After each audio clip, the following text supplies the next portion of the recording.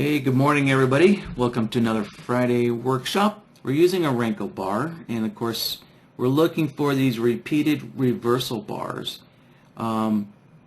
Which when you're using a Renko style bar, the opens and the closes are very close to each other, and of course it just creates this tight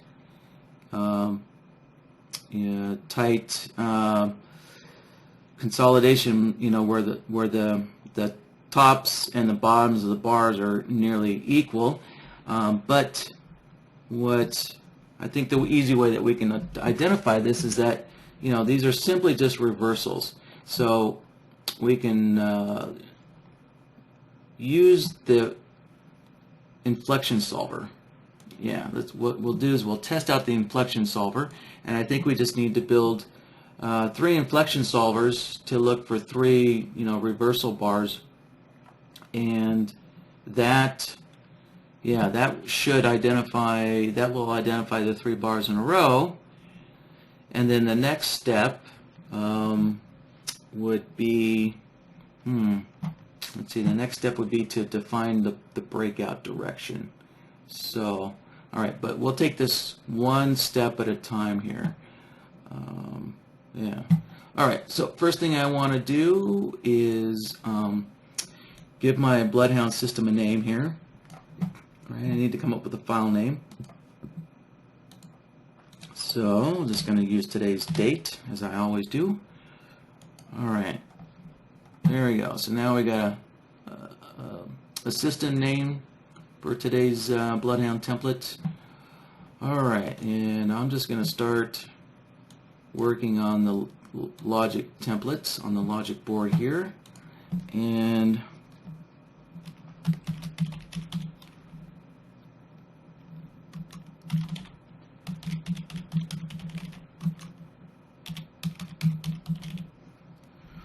okay, so we got a Renko consolidation breakout here, and the consolidation consists of essentially, we're looking for 3 repeated reversals in a row here.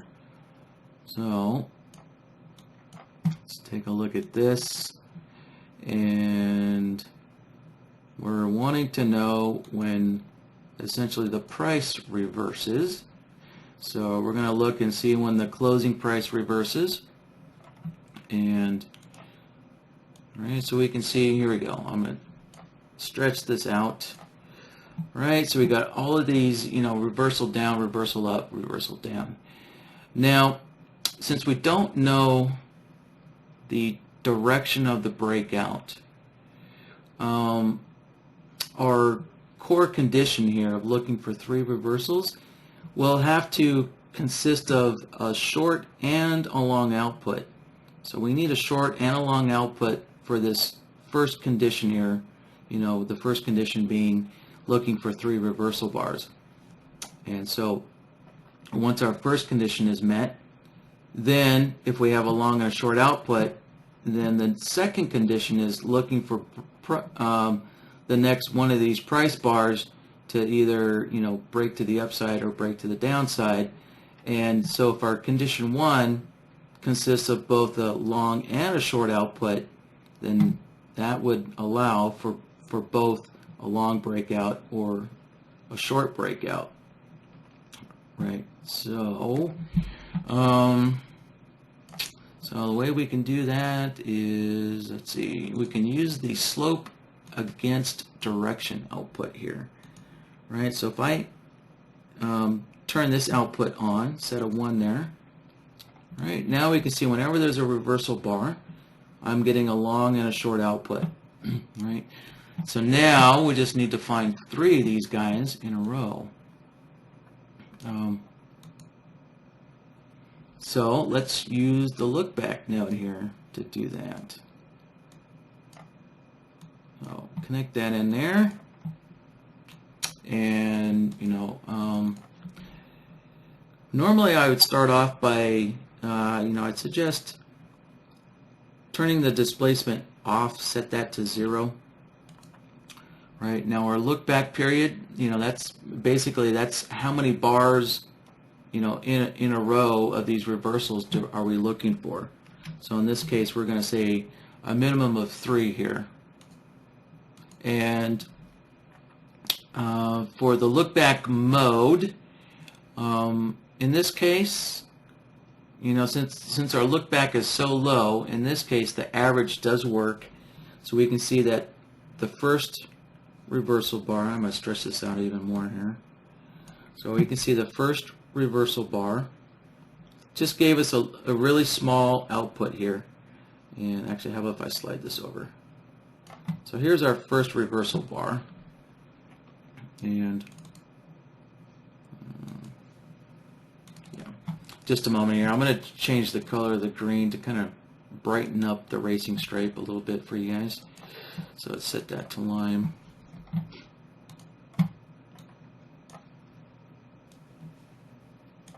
All right. So, okay, so here's our first reversal bar. And if we look at BloodHound's output, right, it's 0.33, which is a third.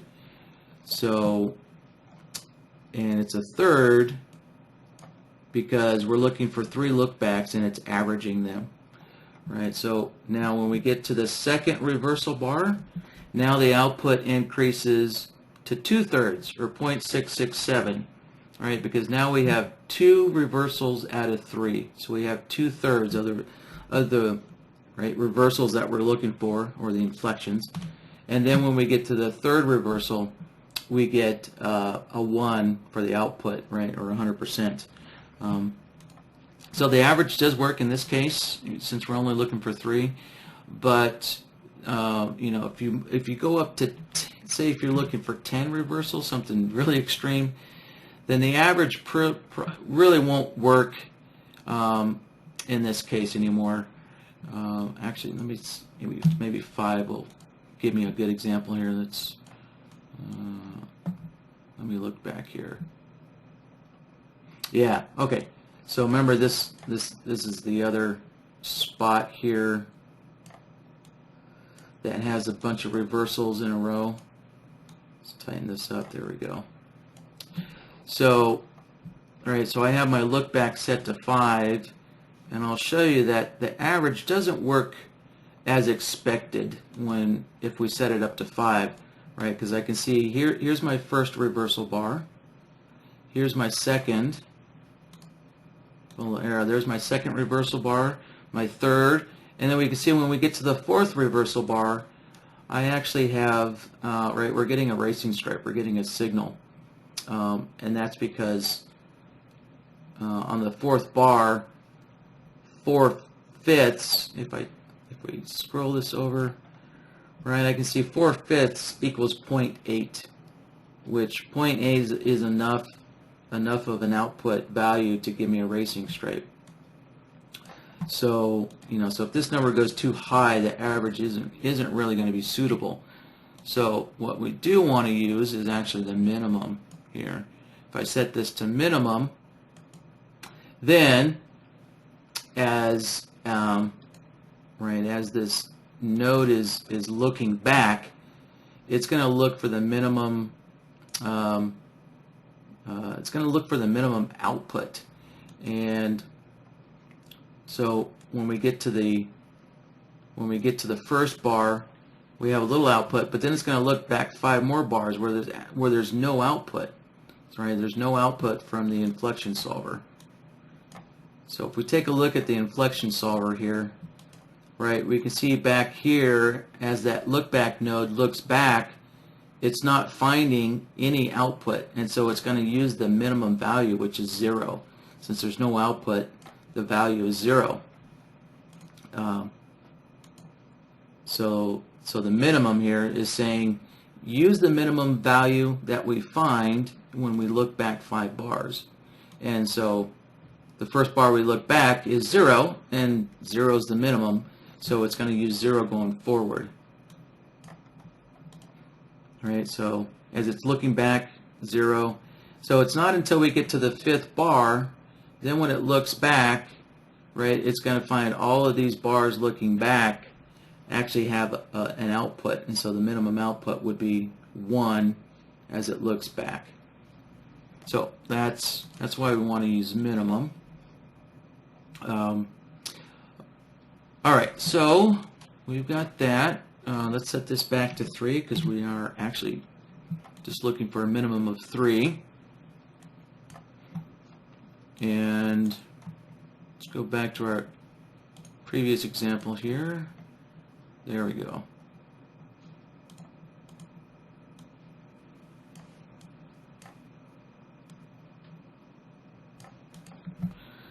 All right, so on our third reversal, right, we have a state now here that says, hey, we have an output, or you can think of it as a state that says, right, we got our third reversal. So condition 1, we found condition 1, and now the next step is to figure out the breakout here. And I can see that a breakout is going to be 2 bars in the same direction here, right? So obviously we get a reversal bar up, and then the next bar is up, so we get 2 bars in the same direction. So we could just use the bar direction solver here, like so. And with the bar direction, we want at least 2 bars in a row, like so. And once again, right, so the mode here, this percent mode, is kind of like the same as an average mode, right? So we can see if we look at BloodHound's output, right, it has a 0.1 and a 0.1 there. So, and then when we get to 2 bars in the same direction, our output gets to 1. So this percentage mode is basically kind of averaging out the number of bars that it's counting in the same direction. But I'm just going to set it to all or nothing. It just kind of gives us a cleaner look.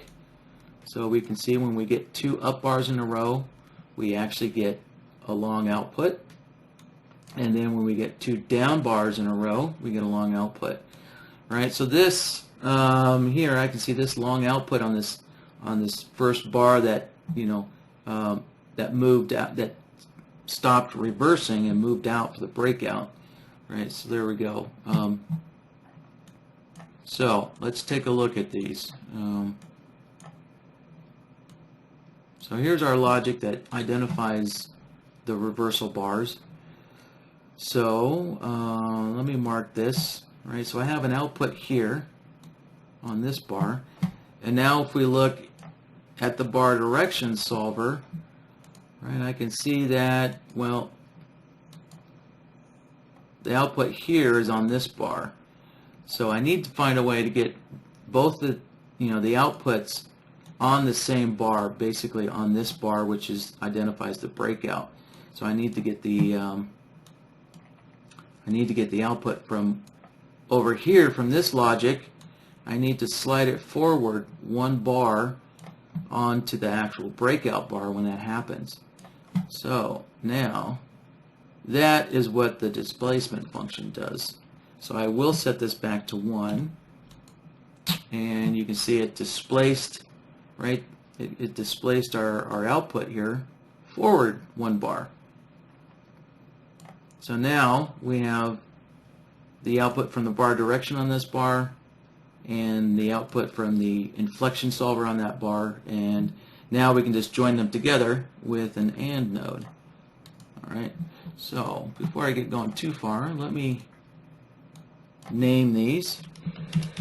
So this is looking at the close price inflection,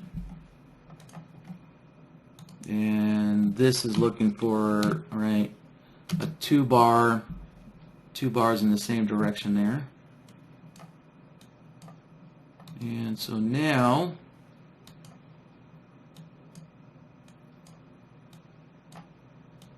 we can join these together with an AND node.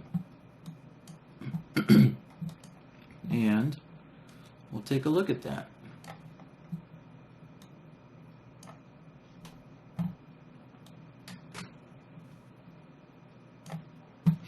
All right, so there's a bunch of reversal bars in a row, and boom, we get a breakout like so. And let's see if we find any others. And well, that's at midnight, so we wouldn't be trading that. But technically, yeah, there were 3 reversal bars there. And yep, there we go. There's 3 reversal bars there. Break to the upside. There we go. 3 reversal bars. Break to the upside. So right. So there we go. That's basically the fundamental logic to that. Let's see. All right. So Scott is asking, where can we get these bars? The UniRenko is available up on Big Mike's. And I know it's available up on Big Mike's. Who knows? It might be available on NinjaTrader's site as well. So Scott, that's where you can find those. If we just use a, let me set this up just to use a regular Renko. So for anybody that doesn't have the UniRenko, let's use the regular Renko here. And let's see. I think that needs to be set to 10.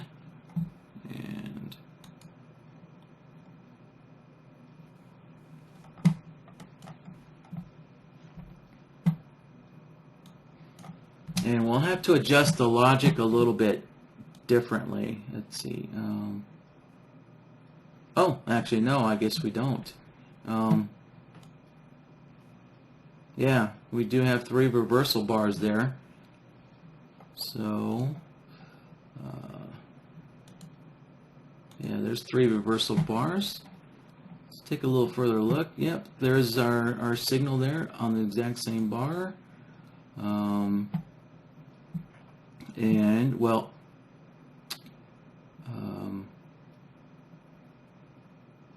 yeah, it looks like the Renko bars are behaving a little different than the UniRenkos, and actually, yeah, they are, because the UniRenkos actually had a 30 tick requirement, where the Renkos, you can see the Renkos, you can't actually specify the reversal size.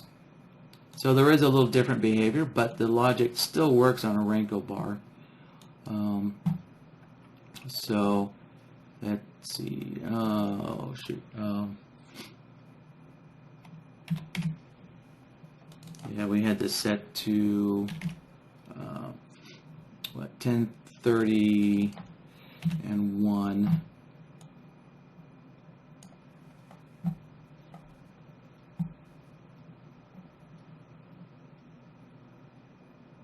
And no, it wasn't 10:31. It was 10:20, 21.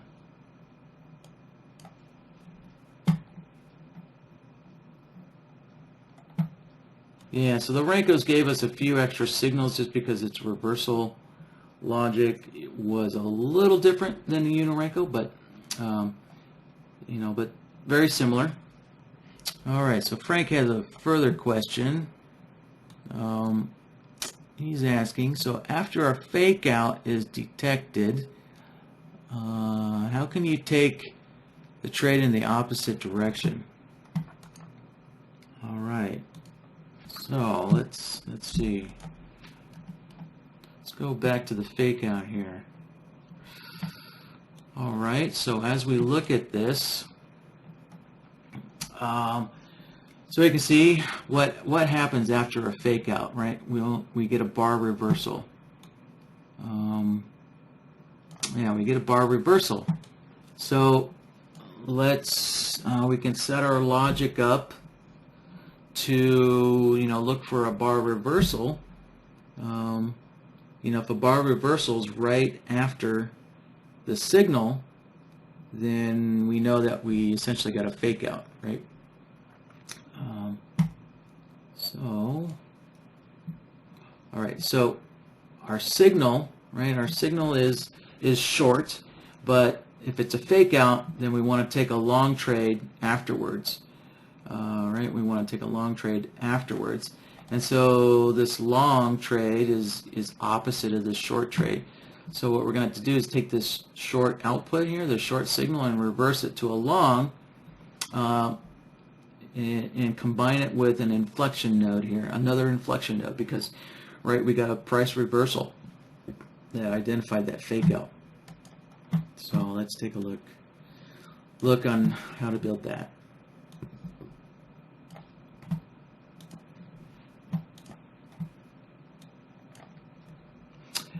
All right, so instead of modifying this, I'm just going to leave it as it is, and I'm going to make a copy of it.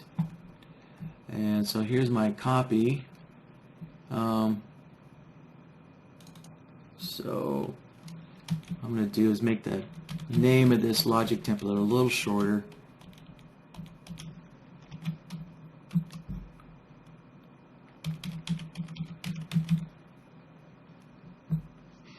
All right, so I think that name is probably good enough there. Let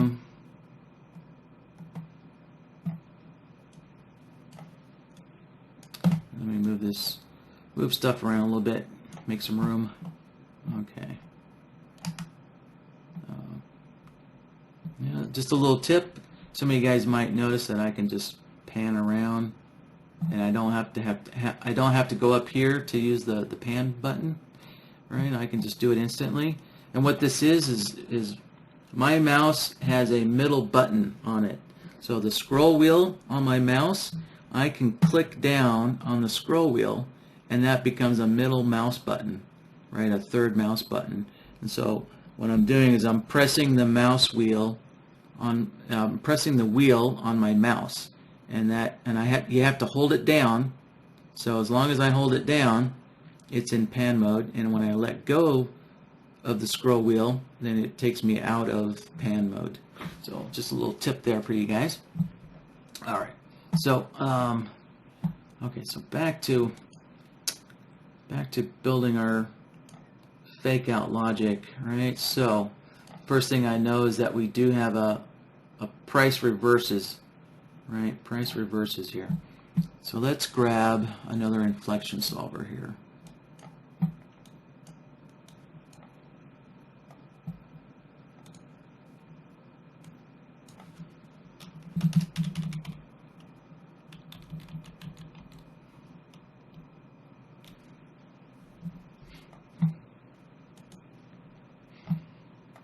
And I'm going to set the type to price, because we want to look at when the closing price reverses on us.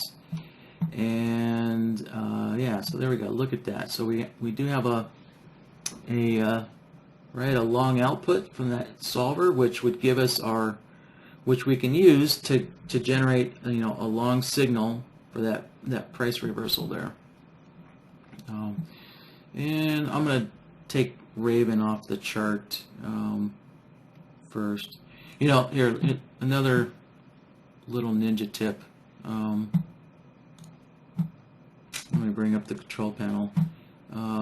Before you turn strategies off and before you remove strategies, I'd say it's a good idea to go down here and hit flatten everything.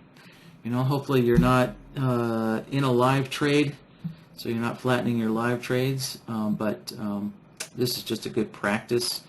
Before you shut down, if you've been running Raven or some other strategy, before you shut NinjaTrader down, it's a good practice to just hit flatten everything. So that way NinjaTrader flattens, any of your simulation trades that you've been doing with Raven and so forth.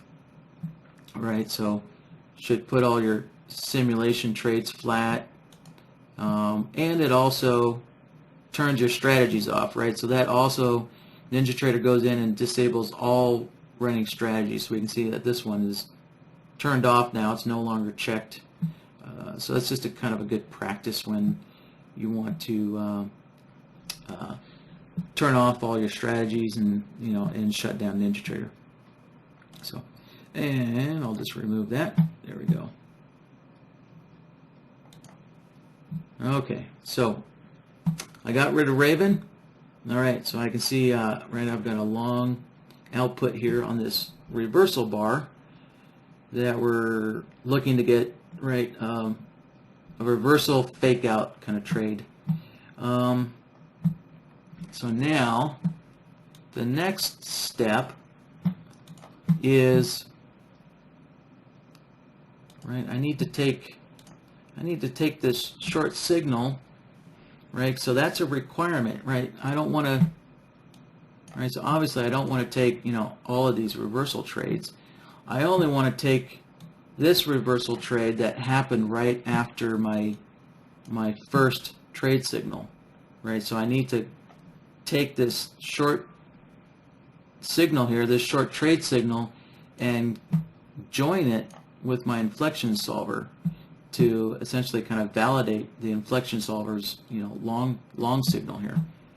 So what I'm going to have to do is take this short output and reverse it, right? Reverse it to a long signal, and then shift it forward onto the next bar. Right, so I need to take the signal here and then shift it onto the next bar and turn it into a long signal. So we'll work on that. And let's see,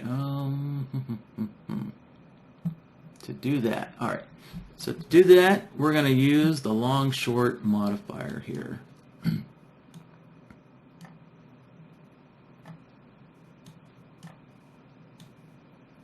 Plug that in like that, and instantly you can see now it's a long signal, right? It swapped it, or it reversed it, whatever term you want to use, you know, reversed it to a long signal here. So the long short modifier, its default mode is to swap the signals, right? So it just swapped it from a reversal to a long. We're done. That was that. That's, you know, easy to do. And if I want to, I can change the name of this function node. Since it's doing a swap, I can just rename it to swap, like so. And there you go. So that little function node is doing a swap, right? So now our original trade signal is now giving us a long. Our inflection solver here that, you know, right, identifies the fake out is giving us a long. So now you can see I just need to get the signal from here over onto the next bar. All right, so I need to get this signal and shift it forward onto the next bar. And we're going to use the look back node to do that. We'll use this look back node again.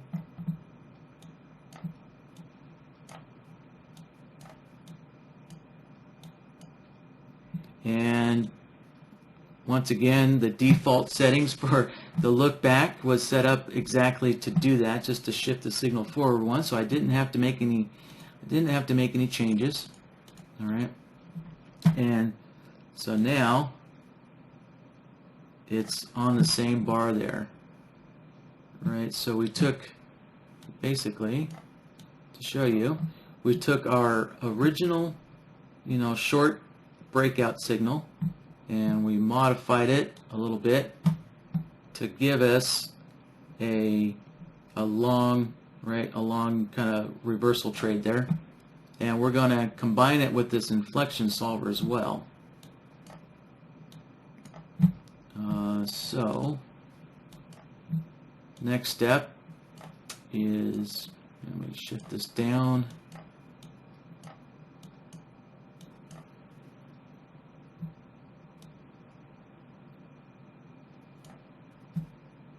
Oops. There we go.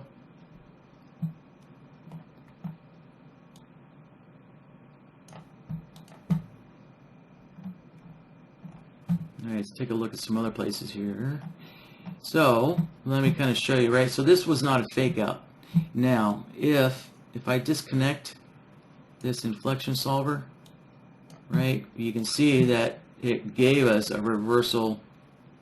Gave us a an opposite trade signal here. It gave us a short. And so that's why we need this inflection solver, right? Because price didn't inflect here. It didn't inflect, it just kept on going. So the way that we can, eliminate this short signal here is to use the inflection solver, which will check to make sure that price reverses. And since price did not reverse, right, it eliminated that reversal signal there. And let's take a look forward. No other, that's right, I don't think there were any other fake outs really. I think it was just primarily just that one. Let's see if there's any others. Oh, no, there was another one right here. Okay.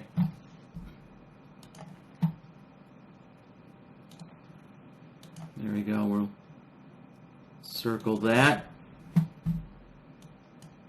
So you guys can see we did, if we can still take a look at the original trade signal here, like so. So there's our little long breakout, but then it reversed on us, like so. Okay, so now the next step is to get our original breakout signal, because we do want to take the first breakout. So we need to take this signal and also get our fake out reversal signal as well. So we need to see both of those signals on the chart in order to really get that, to get both signals. So what we'll do is we'll use the OR node to join both of those together. So I can take the original signal, plug it into the OR node, take our fake out, our reversal signal,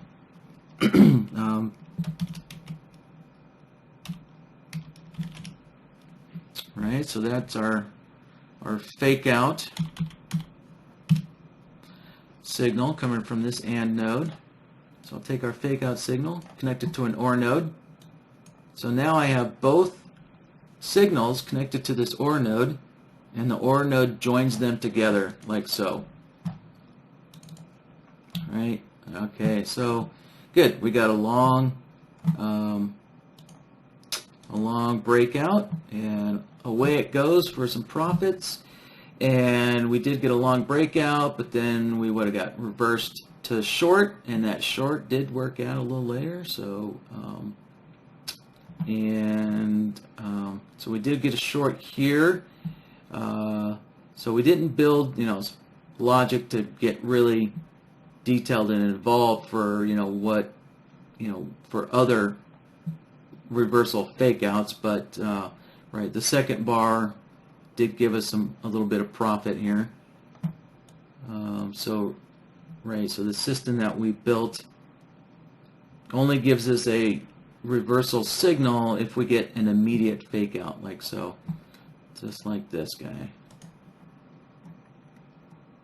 All right, we got our long signal, good to go. And same here, we got an additional bar here of profit, so it didn't fire off a fake out reversal. So okay, so that takes care of that. Let's see. Yeah, Frank is kind of pointing out something about this breakout system here. Frank was just making a comment, that, also, I want to say, guys, these are not trading systems here, right? I'm not teaching you guys how to trade. I'm not showing you trading systems. I'm answering your questions. So, take everything that you see as training purposes only. I'm sure that you guys will probably get some good ideas from each other as I answer your questions. Maybe this is something that you can investigate and start looking at, but obviously you can't take these as legitimate, full-blown trading systems. Just want to make that clear. But to address, Frank's observation here that, this clearly, this short signal here, you know, it was a little fake out. And of course, you know, that that is the trader's, you know, ultimate, the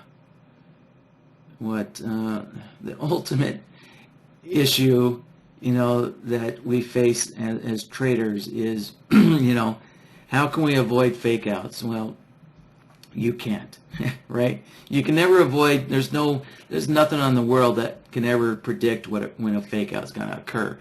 You know, basically you just handle that with good money management. That's what it comes down to. But, you know, what you could do, you know, if you wanted to, you could wait in an extra bar so that way you don't get these, you know, 1 bar fake outs. So what I could do is I could modify this system slightly so that it waits for, you know, 2 bars in the same direction after the breakout here. So let's see. So I'm going to do is rename this AND node here. So this AND node will be the, you know, first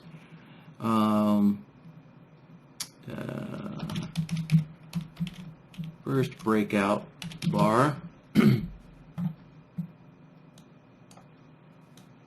like so, and I can make a duplicate of this. So let's see, I'll take the closing price inflection solver, drop that down there, and actually I'm going to need a new bar direction solver. So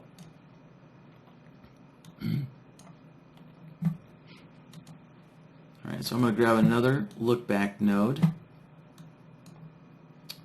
and let's see, so this one's using 1, 3 in the minimum.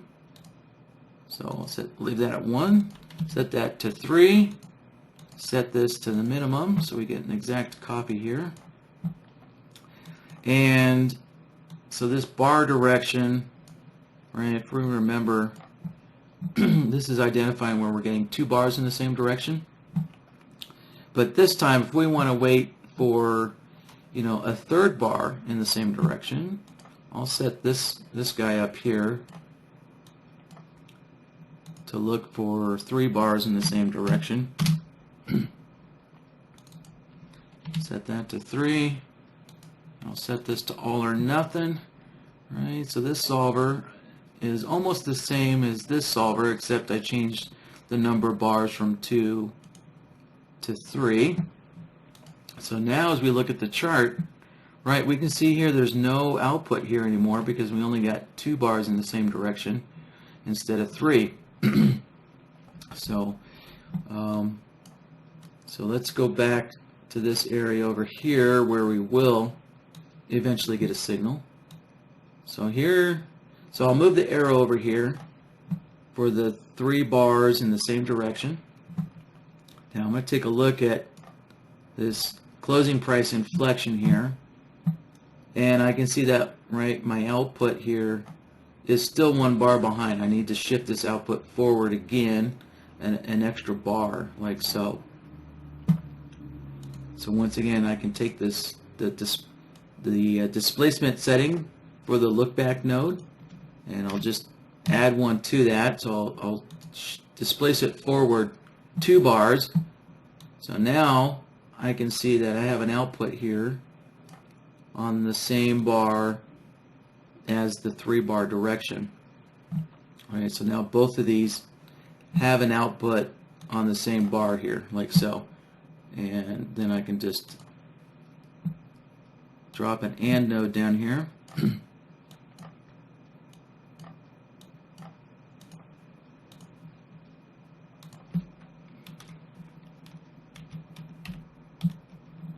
And I'll just rename this.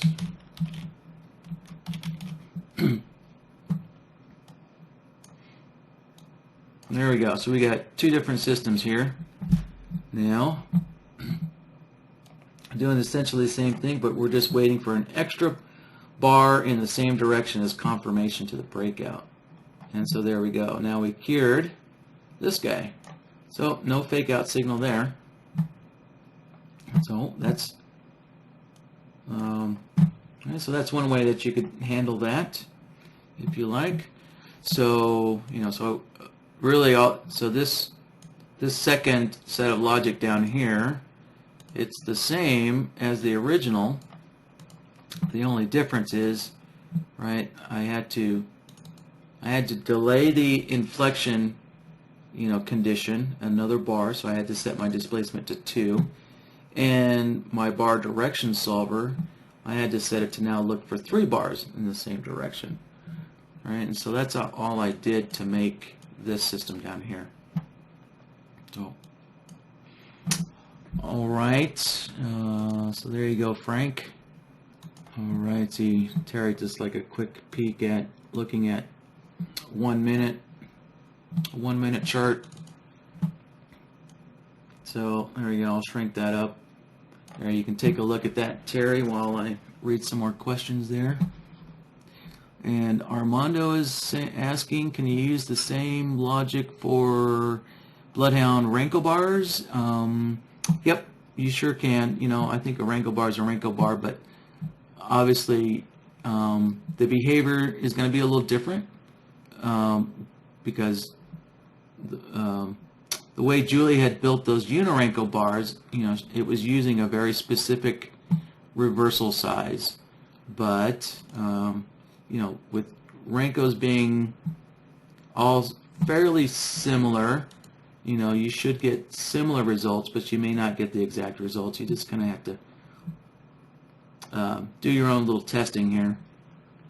I know I can use the backtest Renko to recreate the exact same thing. Let's see, I'll leave wave mode off and let's see. So I think to get the same results using the backtest Renko, well, actually, I'll turn wave mode on at first, and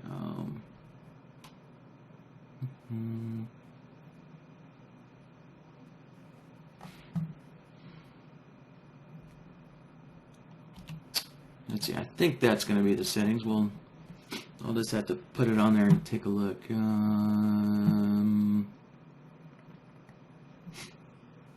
Let's see, not quite.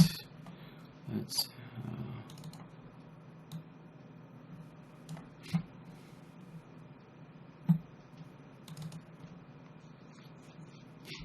oh, there we go. I think that just needs to be 11.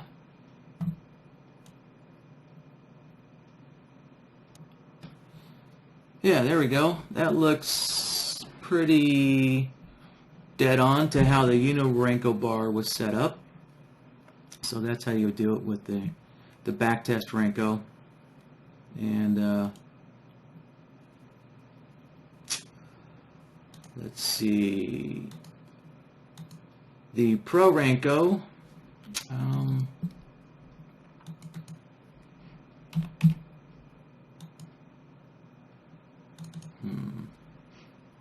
I don't think it's going to work on the ProRenko. It's because the reversal size is locked, right? So the reversal size for the ProRenko is calculated internally. Let's see, brick size.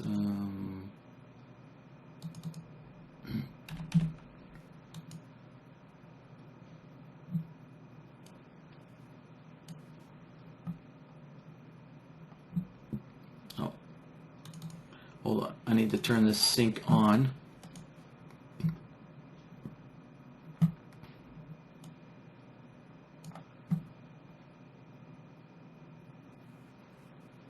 Yeah, the ProRenko, its calculation is just slightly different enough, so we're not getting the same results. Well, we're not getting signals in the exact same spot, but you can see the logic is still working correctly. You just may need to play around, with the bar size parameters, but we can see that when we get a bunch of reversal bars in the same, a bunch of reversal bars, and we get a breakout signal. I mean, the logic's working, but of course the ProRenko doesn't match the UniRenko exactly. Andrew has a question here. If he was to build a system using Renko bars with the size of 10 ticks,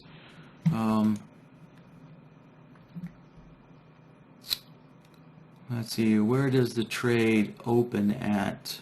So he says he always assumed that trading with Renko bars was not accurate with automation.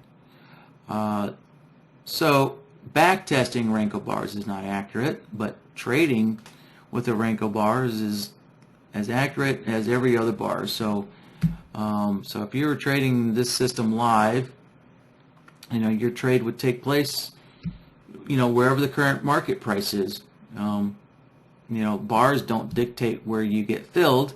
Wherever the current market price is what dictates where you get filled. So backtesting is another, it's a whole new, different situation.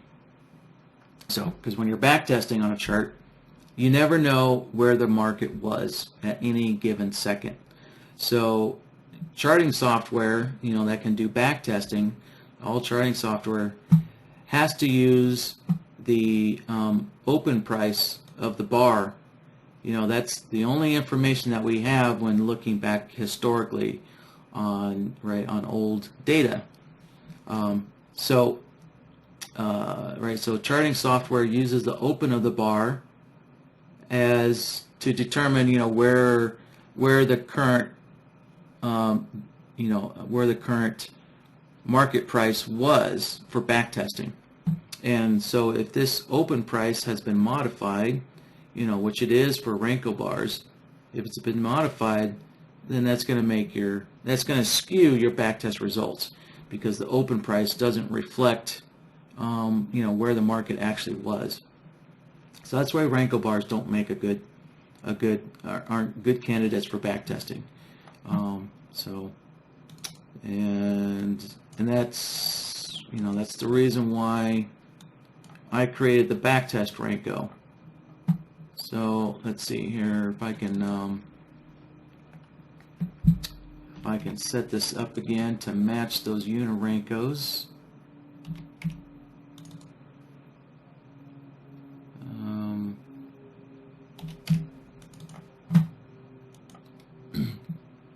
Yeah, so if you guys want to backtest something like this, let me take a look here. All right, yeah, I think these settings match the UniRenkos. Yeah, they sure do. All right, so oops. So let me open up my data series again. So with the backtest Renkos, I can take this wave mode and turn it off, and that puts it in backtest mode. So, and oh, what happened?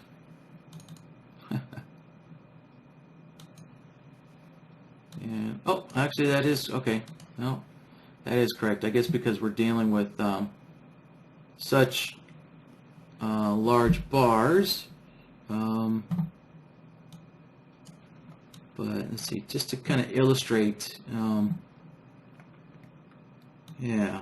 So you can see this bar closed here, and the next bar opened up one tick higher, and it's been pretty consistent, but it doesn't always do that, right? So this bar closed, and the next bar opened actually a tick lower, right? So you can see the open price of the backtest Renko, it changes to wherever price had actually moved to open up the next bar.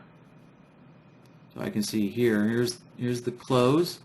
The open of the previous bar is actually one tick lower, but up here we can see the open of the bar is actually one tick higher than the close of the previous bar.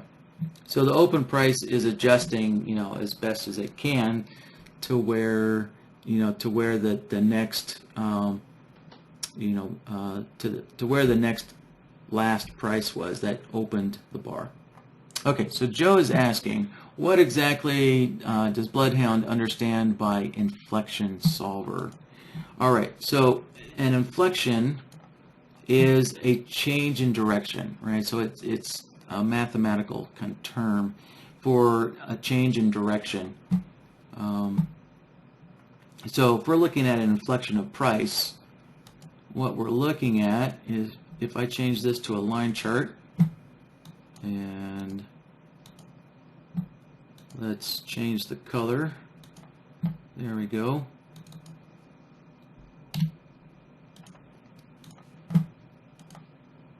All right.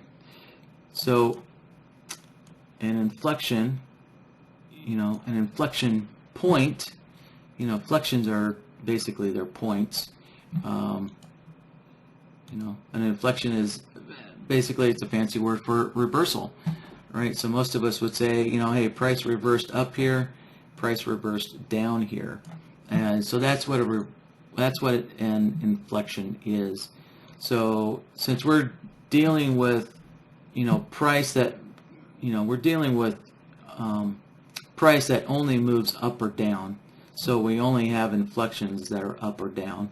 So that's the only direction that price can go. So we're not talking about inflections that go left or right, just up or down, since that's the limitation of where price can go.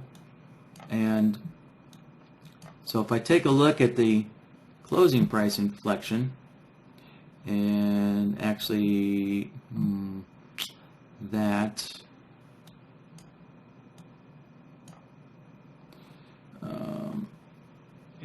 that inflection solver is not a good example because I modified it. I modified the output here. So let me grab a new inflection solver here, and I'll set this to price. Right, so we're looking essentially when the closing price reverses direction, right, like so. So obviously, a reversal doesn't take place until afterwards, right? So price moved down, and then price has to move back up for an inflection to actually occur. So it kind of looks like, everything's happening one bar later, but that is the definition of, determining whether something changes direction, right? You have to wait an additional bar for it to actually change direction. So that simply is what an inflection is. So you can look for an inflection in price. I could look for an inflection on the stochastics here. So let's change that. I'll set this to an indicator, and I'll set this to the stochastics.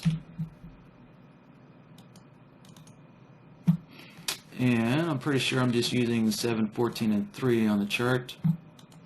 And yes, there we go. So, we can see here, right, we had a inflection on the stochastics when it reversed down. And, right, so reverse down and a reversal up. All right, so let's see. Frank would like to see a couple of backtest results to see the difference here. So, all right, just thinking about this. Okay, so yeah, so I'll do a backtest result on using this UniRenko, and then we'll do a backtest result using the SiBacktestRenko.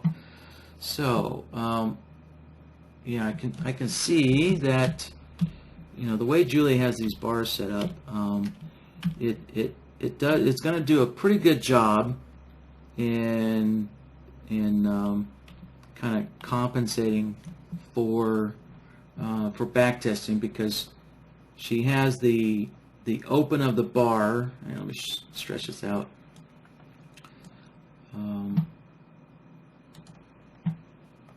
So yeah, so she has the open of the bar set so that it is very close to the close of the previous bar. So that's not going to skew the results a lot, but it will skew the results, and we will definitely see a difference here. So let's see. So let's put 10 days of data on the chart. So that way we have something significant to work with. And alright, next thing is I'll put Raven on here so we can get some backtest results. Alright, so I have Raven on here, and I'm going to put today's workshop, BloodHound template in here. So let's go load that up. Alright, so I'm going to click on File, and there's today's template file. And as good practice, it's always good to take a look at your logic just to make sure that you have things, that you have all these leaders connected up, the way that you'd like them. So we'll just backtest the one with the first breakout here. So if I wanted to backtest the one with the second breakout, then I would have to make a little change to my logic before clicking OK. But we'll just leave it like that. Everything looks good. All the leaders are connected right. So, all right, we'll click OK. And I'm going to set my entry logic to that logic template there, right? The Renko consolidation breakout. Let's see. I'm just going to use market orders, so I'll leave the limit orders off. And we do want backtesting. We want to see backtest results, so we need to leave that to true. Really, we don't have to change any of the defaults here. So I can just jump down to setting a profit target and a stop loss. So let's see, these are 10 each bar. When each bar builds, it moves at least 10 ticks.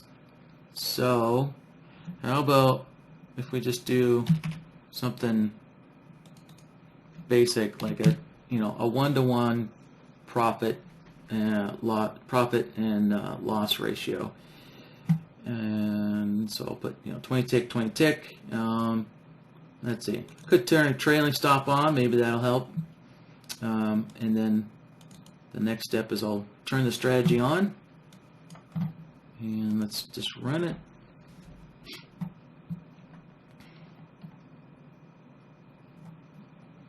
Alright, so there we go. We can see some trades executed on the chart there, and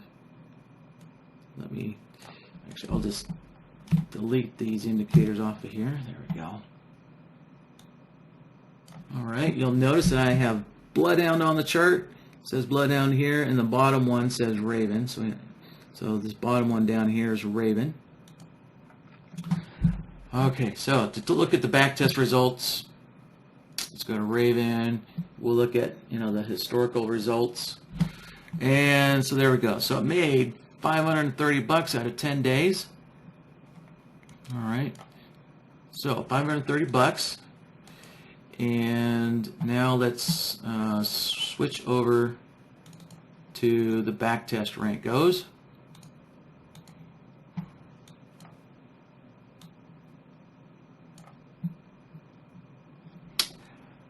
And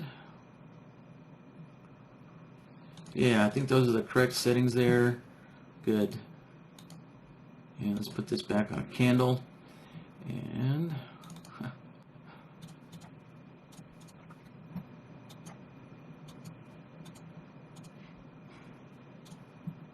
all right, just a moment while I set up my colors schemes again.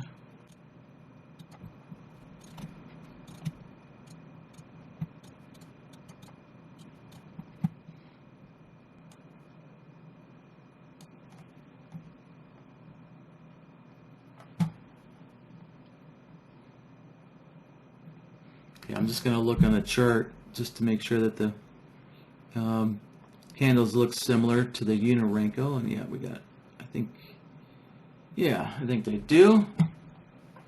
All right, so now, all right, so as soon as when I changed the bar type on my chart, that refreshed the chart, which then forced Raven, our strategy, to recalculate its historical performance.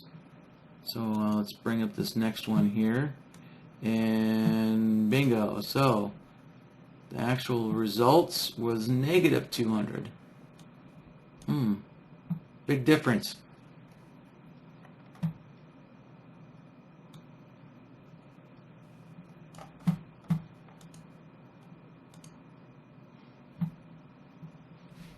Yeah, I'm not really sure why, but you'd have to kind of do your own experimenting to see where that difference lies.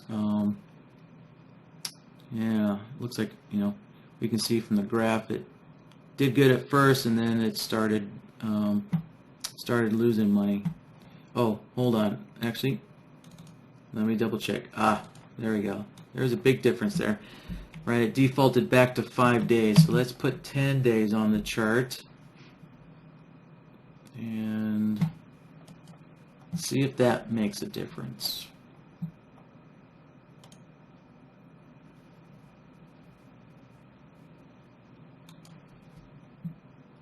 And neutral, hey, at least it's not losing money. So it ended up being flat.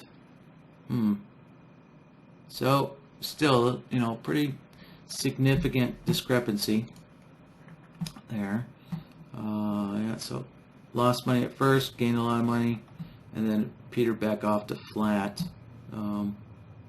So you definitely, this definitely shows that there is a difference when you use a Renko bar, versus a backtestable Renko bar.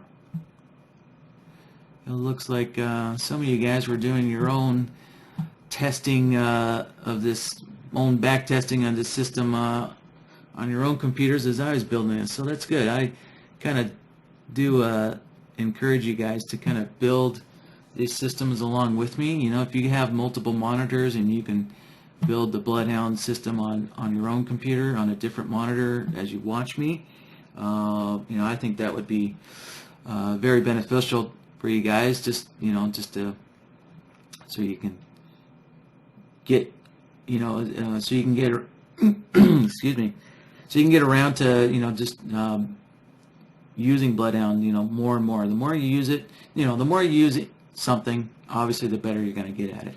So yeah, so it's a good thing that some of you guys are able to follow along and build a system with me, and then you can do your own back testing. So all right, let me move on to Pep's question here. So Pep is asking, how can he get a signal for the uptrend and the downtrend using the anaADXVMA? So he wants to avoid the neutral trend areas and only get signals on the first candle of the trend direction. So, all right, let me get that indicator on here.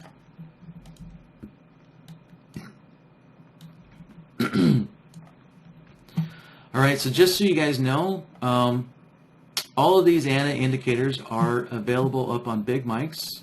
They may also be available on NinjaTrader.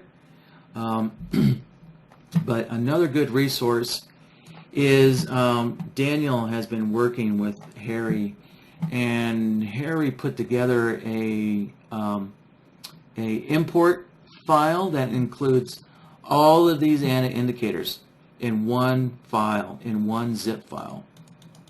So that's a major convenience. Instead of having to install like 25 indicators all separately, Daniel has them all packaged up into one zip file. So it's just one install process. So if you'd like to get a hold of that ANA import file, you can just take a visit to Daniel's website here at tradetheplan.com, and let's see, I'll post it in the chat box here.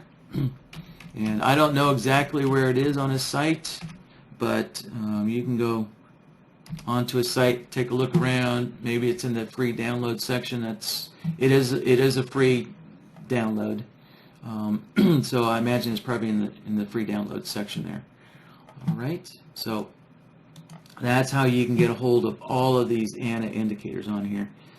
So you can see Harry's doing a great knockout job at providing all this, all these indicators for free. Let's see. All right, so we're interested in the ADXVMA. So let me put that on the chart. And see, I'll make the line a little thicker.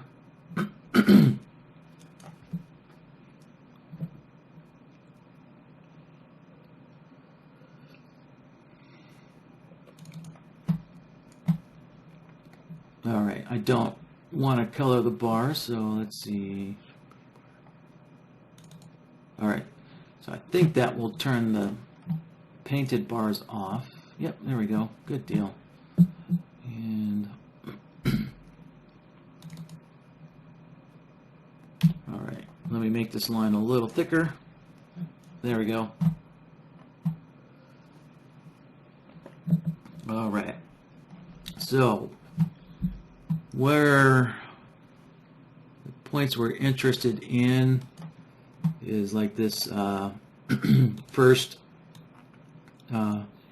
downtrend bar, and this first uptrend bar, and we have another first uptrend bar, right? So just to kind of give some examples there.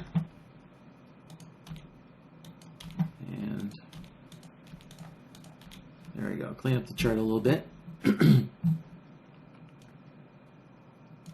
All right, so those are the points that we're interested in. Whenever a new trend direction starts off. All right, so let me get BloodHound open. And let's see. So from looking at the indicator, right? If you look at this yellow section, the yellow color of the plot, I can see that when it's yellow, it is still changing value. So I can see that it is sloping down here, right? It is sloping down, but it's still yellow. So I don't think I can use the slope solver to do this. Actually, I know I can't. So I'll have to find, well, actually, I'm going to have to do some investigation to see how Anna wrote this indicator to kind of figure out what solver I can use. I need to see if this red color is a separate plot from the yellow color, which may be a separate plot from the blue color.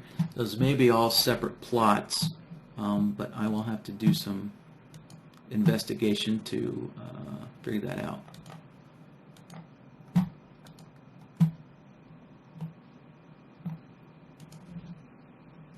All right.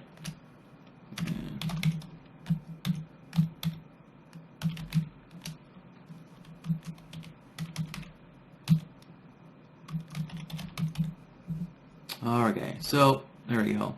anaADXVMA trend signal here.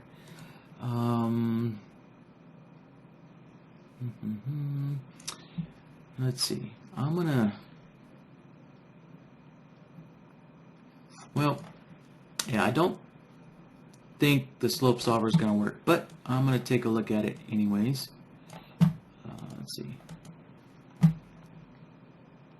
Okay, there's our anaADXVMA, and all right, good. So I can see. All right, so there's one plot here. It's just one plot. For this moving average, but I can see it has this trend, this data series called trend. So I think that's probably what I'm going to end up using, is that. But for now, we'll just take a look at the slope of our ADX line, right? So let's see, the period on the chart is a 6, and so the period right inside of BloodHound is a 6, and yeah, so if we look at the slope, just purely look at the slope, we can see that it's not exactly what we want, because the plot is yellow, which tells you that we're kind of in a neutral trend. So we're not interested.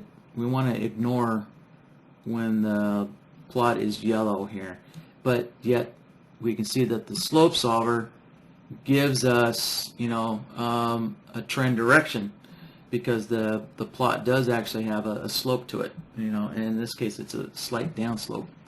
So so we're not really we don't want to use the slope solver here. So I'll just put that off to the side. And remember that data series that I showed you? I think that's what we're gonna use that next. We'll test that out. So for that data series, I'm going to use the threshold solver.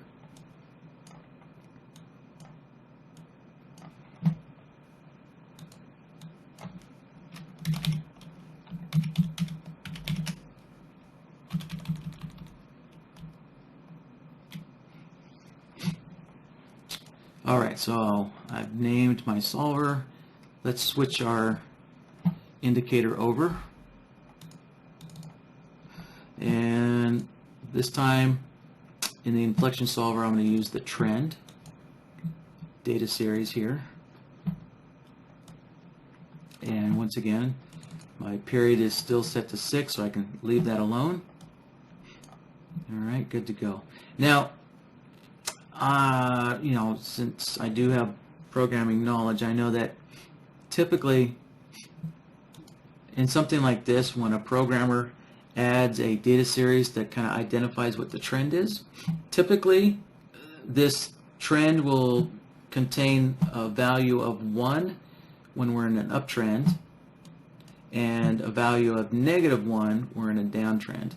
So I'm gonna test that out just using 1 and -1 as the values that are inside this data series here, inside this trend.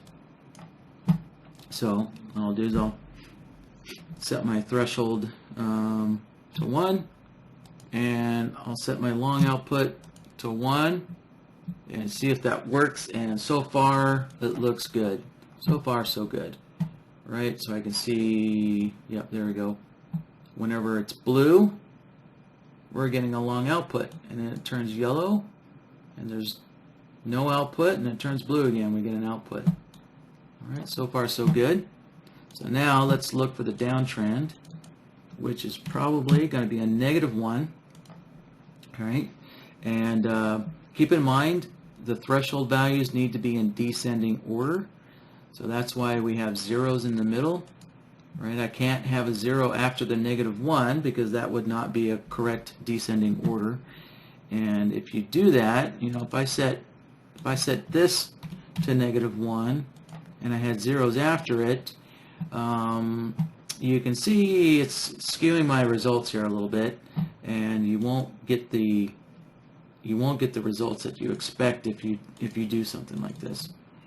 So keep these thresholds in descending order.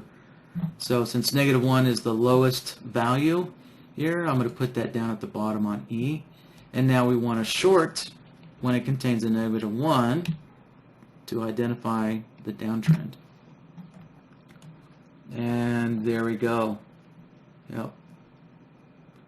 So Harry did a great job in coding this indicator. All right. So we've figured out how to use this indicator. So that's the good part.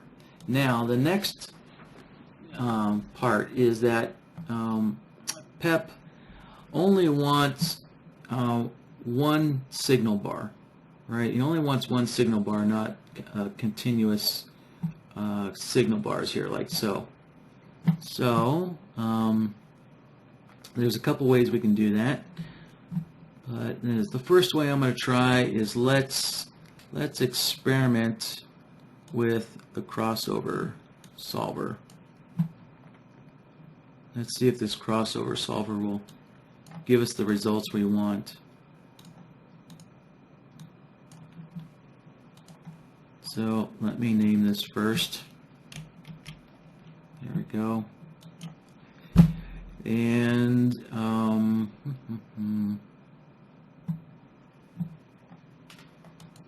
yeah, all right, so indicator A is going to be our ANA indicator. And we're going to use the trend direction.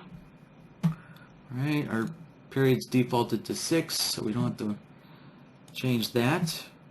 And so if you remember what we discovered from the threshold solver, right, that data series called trend is giving us a 1 and a -1. So what I'll be doing is I'll look for that trend to cross the 0 line, to cross this 0 value here.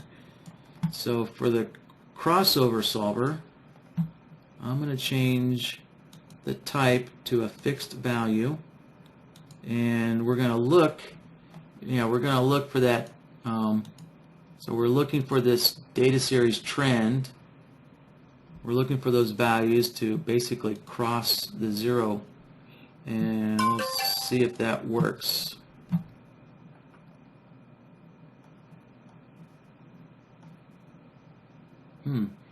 It is working, but it may not be working exactly how we'd like it to, right? So on the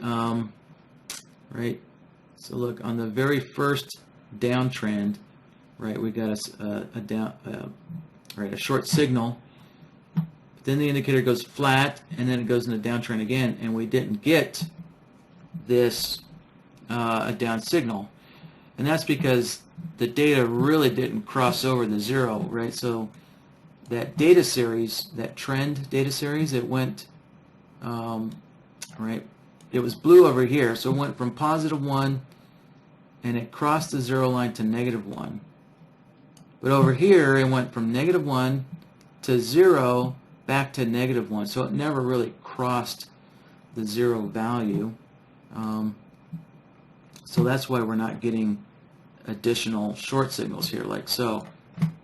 Let's see, I think we can make some adjustments to the crossover solver to fix that. Let's see. Here we go. Crossovers occur when equal. And nope, that's not what we want.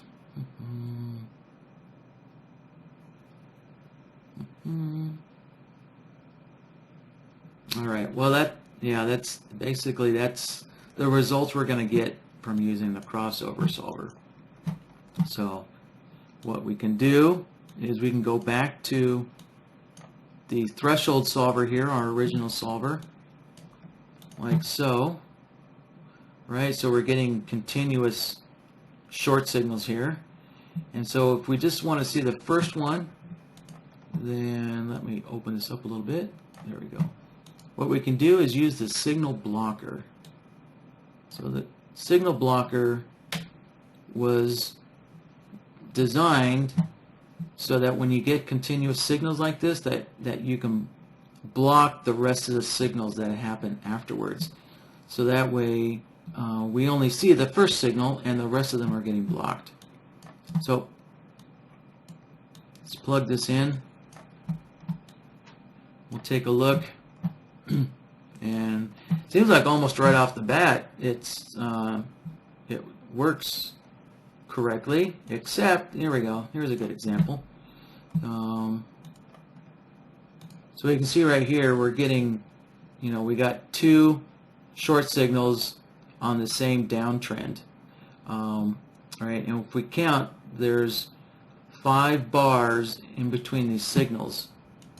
And the reason why there's 5 bars is because this block signals for is set to 5. Right? So for any of you guys that have had BloodHound for a while, you'll notice that this has been renamed. So this used to be reset. It used to be called reset, but we changed the name for a little clarity purposes. So we're only blocking the signals for 5 bars. right? And so that's why we got a second short signal, because after the 5th bar, it's not blocking anymore. So what we can do is, we can just up that to 50 and then block for 50 bars. So the chances of there being a continuous downtrend, for 50 bars in a row, I think is probably pretty slim, right? Okay, so now, we can see we got a signal here. It flattened out, and we're missing this signal here. We're missing this down signal right here. And it's not letting me click there. There we go. So we're missing, right, a short signal there on this new downtrend. So what we want to do is we want to open up the resets on here, and let's see. We want to change some of these resets here. Let's see, reset signal. We're not using the reset signal. I'll turn that off.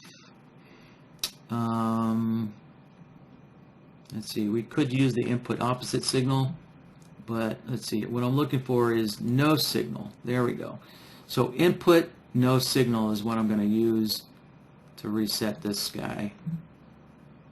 Right, so this input no signal, what that is looking at is, let's take a look at the, right, so here's the raw signals coming into the signal blocker, and we can see when the indicator goes flat, there's no signal, right? There's no input signal. So when there's no input signal, like here, right,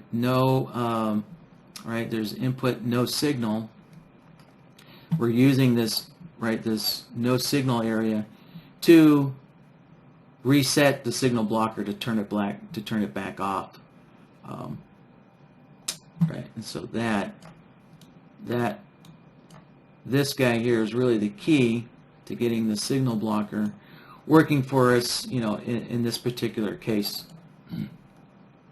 And so there we go.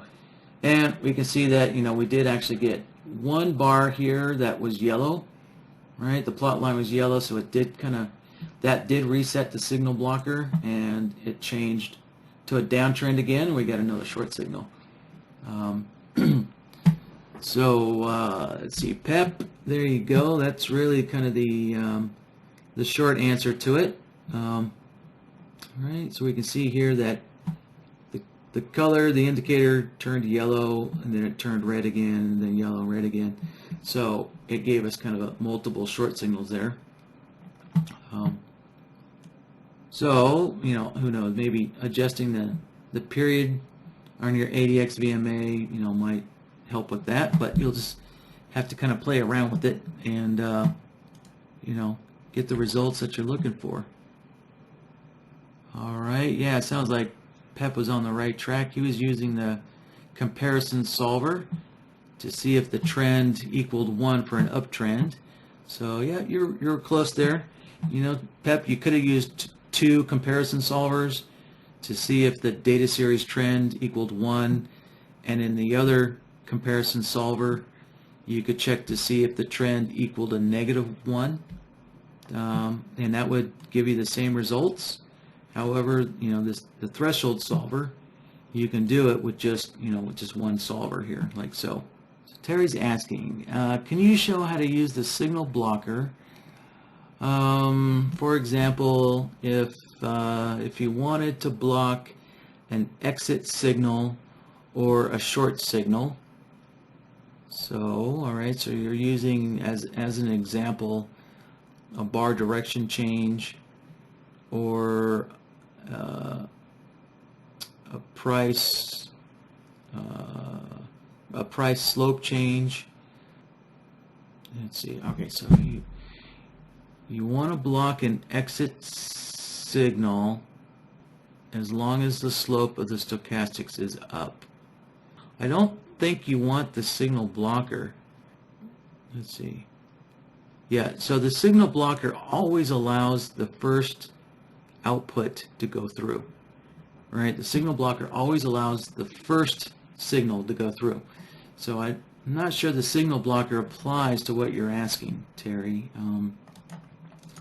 So let me give you, let me kind of illustrate again here. Right, so you can see that we have multiple, right, multiple signals here in the same direction. And if we take a look at the signal blocker, right, we can see that the first long signal always gets through, the first short signal always gets through, and then we had the first short signal of the next segment here that got through. Right, if we take a look here. So the signal blocker can't be used, well, it's not designed to be used to block, you know, all the signals, you know, the entire, you know, discrete set of signals. It's just designed to block, you know, the ones afterwards. So Terry, I'm not sure, you know, if this applies to you or not. Is that what you're wanting to do? Are you wanting to, let's say for example, you know, are you wanting to block, you know, all of these short signals, even the first one? Is that what you're wanting to do? You know, so if the stochastics is up, you would want to block all of these short signals. So I kind of need a little clarification on what exactly you're wanting to block there, Terry. And in the meantime, let me throw a stochastics up here just to kind of get my chart ready until you can answer me back.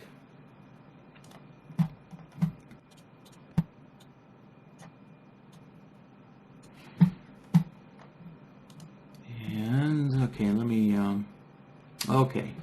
So yeah, so Terry would kind of like to use as an example, whenever the stochastic is up, to, I guess, just kind of block any kind of signal, you know, that's wanted to be blocked. So this kind of sounds like a job for the if-then node.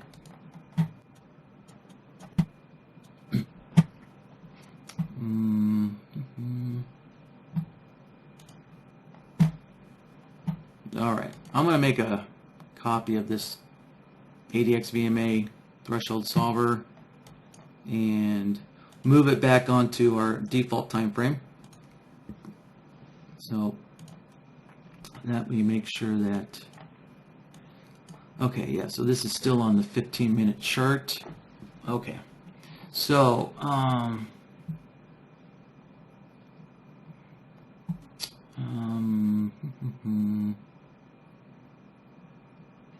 let me start a new logic template, and I'm not sure what to call it now, so I'll just leave that. I'll change the name later on here. All right, let me drop my ADX VMA solver on here. Okay, so this is just, you know, just to provide us some signals here. All right, so these are the signals coming in that we're wanting to block whenever the stochastics is sloping up, right? Or of course, you know, whenever if you're using some other indicators doing some other kind of thing. All right, let's see. So that's so since we're looking at the slope of the stochastics, I will use a slope solver.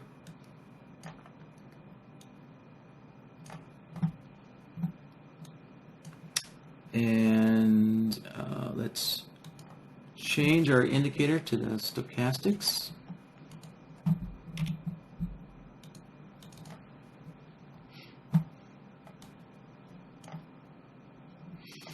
All right, there we go. So I can see, right, so we're interested in the long signal out. To use that long signal out, right, which identifies when our stochastics is sloping up. So we're going to use the long signal portion to block, you know, whatever kind of other indicator, you know, signals that we want to, any other solver signals that we want to. So since I'm only interested in the long output signal, I will take the evaluate and set it to long only. Alright, so now, there we go. I've isolated, an output, a long output, whenever the stochastic is sloping up. And, let's see, there's two ways I could do this with the slope solver.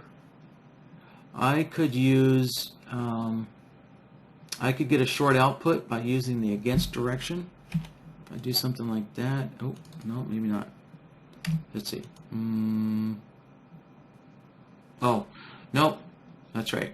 Sorry, because I set the evaluate to long only. I will have to use a long-short modifier here. So what I need to do is I need to take that long signal and modify it, change it, so that I get both a long and a short output here. So let's see, we can see I have this mirror long. So I'll mirror the long side. Right, so remember our original output is on the long side. And so the long short modifier, I just mirror the long side. And it gives me a long and a short. Alright, so now I can use this long and short output in combination with a if-then. And the if-then, it acts as a switch. So when we're getting this long and short signal into the if-then, it will, switch the, let me zoom in here first so we can actually see the names here. So let's connect this to the if. Right. So so this long and short signal coming into the if will switch between then and else. So then and else basically gets switched to the output here. So I'm going to connect that to the output. And let me zoom back out a little bit. And let's see, I think, well, we can just plug it in and find out what's working here. Okay, so look, I connected this to the then, and we can see we're only getting an output when the stochastic is sloping up. And let me scroll back here, right? We can see whenever the stochastic is sloping up, that is when this solver gets to pass through.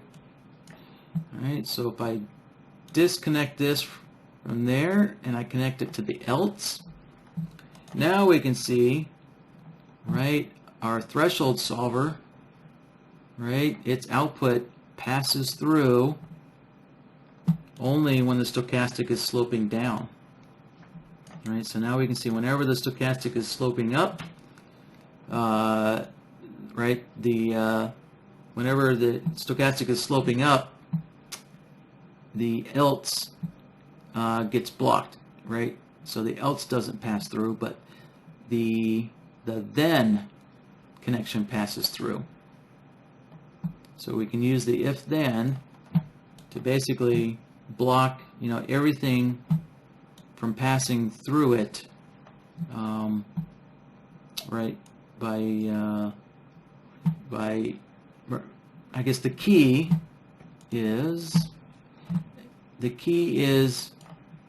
for the if-then. The key is that we have to have a long and a short going into the if connection, to block stuff.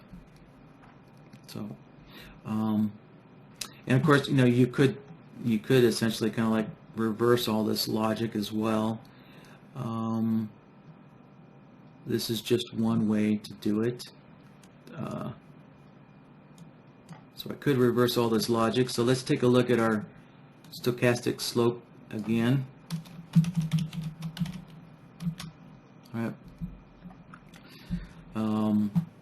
maybe if I reverse this logic, it might make a little more sense, right? So really, if I change the evaluate to short only, right? So we can see that there's no output when our stochastic is sloping up, right? It's blank. The output's blank. So so the next step is this long short modifier.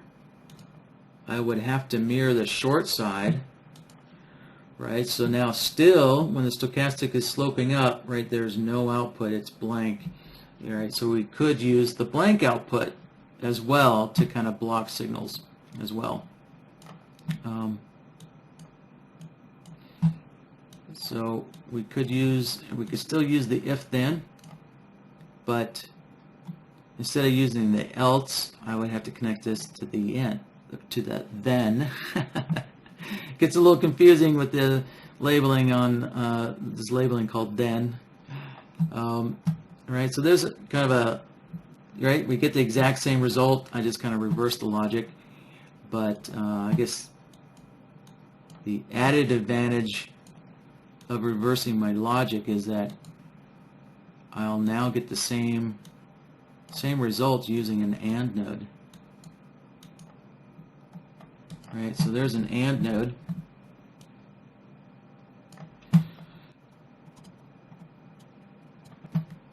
And then we just change the connection here. Right, so there we can see that both the AND node and the if then is giving me the exact same result. Right, so in essence, this logic here, that's looking at the slope of the stochastics, right? Using this, I kind of built, a set of logic here so that when the stochastic is sloping up, there's no output, right? And so when there's no output, when I connect it into an AND node, the AND node acts as a blocker. So the AND node will block our anaVMA signal from getting through when our stochastic solver has no output, like so. Right. So this is probably a simpler way, but Terry, if your logic is getting a little more complex than that, then there's an example of using the if then to do that. So yeah, so if you're wanting, obviously you're using BloodHound for an entry signal, and then you're wanting to also build exit signals. So the key thing to keep in mind is that you have to keep them separate, right? So one of your logic templates, this ana one, for example, is going to be your entry signals, and then you do have to put, build a separate logic template for your exits, right? And that's how you keep your entries and your exits separate from each other. So that hopefully should add some clarity, when you're building your exit signals to see them differently. So, here's something else that you can do. Let's see. Let me clear the drawings off of my board here. Okay. So something else that can help you visualize, the whole thing is, let me close this BloodHound out. So what we can do is I can put a second BloodHound on here.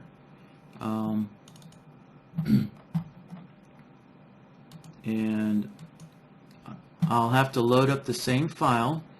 So be very careful when you have BloodHound loading up the same file in multiple places. Just be very careful because they're going to overwrite each other. Okay, so this second instance of BloodHound, what I'll do is I'll change the colors. So let's see, how about I like using gold and purple.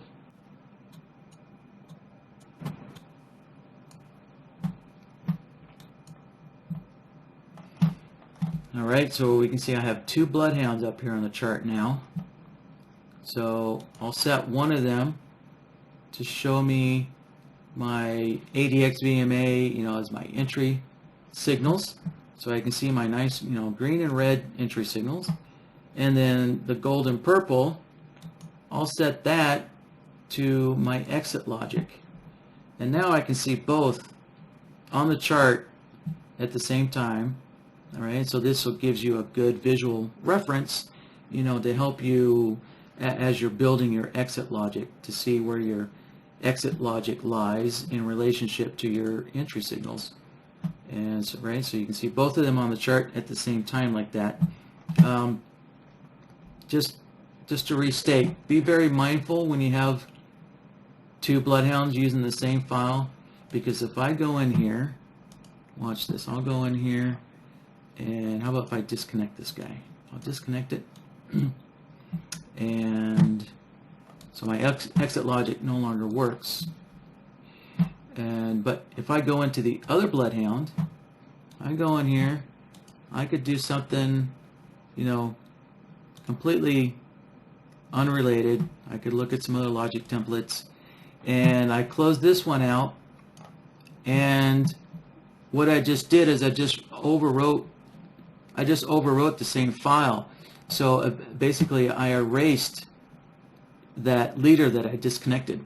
I erased it because I overwrote it, because this bloodhound, the bloodhound on the left here, if I look at my logic template, it still has the leader connected, and if I close this out, it's going to save back to the file with that leader connected. So you can, hopefully that gives you an understanding that how, if you're working in both at the same time, one is going to keep erasing the other, and more importantly, we can see that even in this bloodhound, so this bloodhound on the right, it's still erased, that leader is still gone, but my bloodhound on the left,